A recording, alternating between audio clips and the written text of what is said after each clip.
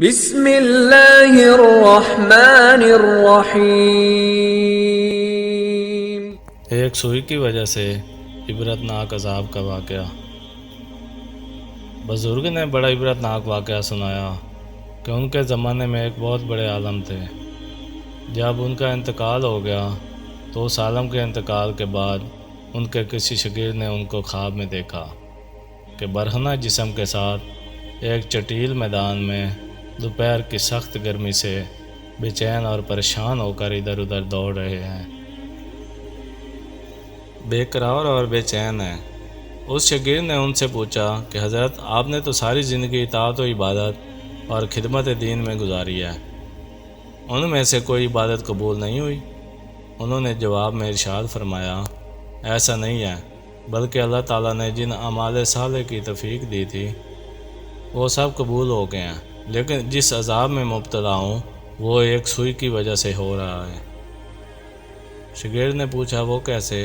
انہوں نے جواب دیا کہ انتقال سے چند روز پہلے اپنا کپڑا سینے کے لیے اپنے ایک پڑوسی سے سوئی مانگ لایا تھا، اور پھر کپڑا سی کر سوئی الماری میں رکھ دی اور واپس کرنا یاد نہ رہا، اور اس کے بعد میرا انتقال ہو گیا۔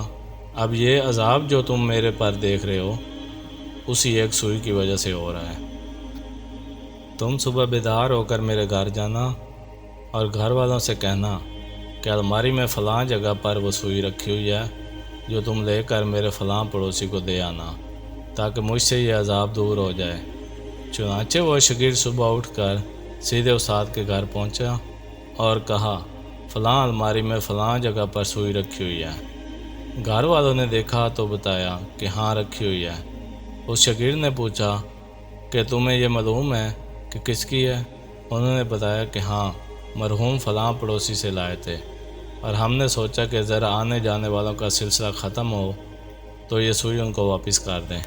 شاگرد نے بتایا کہ میں نے ان کو خواب میں دیکھا ہے کہ وہ اس سوئی کی وجہ سے عذاب میں مبتلا ہیں، اس لیے وہ سوئی آپ مجھے دے دیں تاکہ میں جلدی سے ان کو واپس کر دوں اور ان کی طرف سے تاخیر کی بھی معافی مانگ لوں۔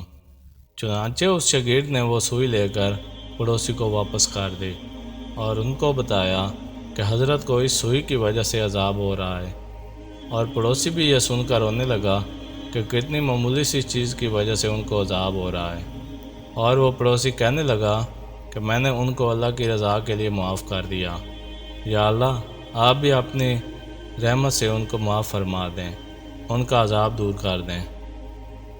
وہ شاگرد کہتے ہیں کہ جب رات کو میں سویا تو پھر دوبارہ ان کو میں نے خواب میں دیکھا، لیکن اب وہ منظر کچھ اور ہی تھا۔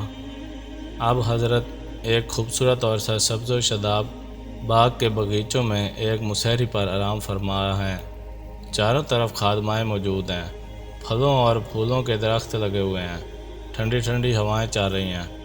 میں نے قریب جا کر ان کو سلام کیا اور پوچھا کہ اب کیا حال ہے؟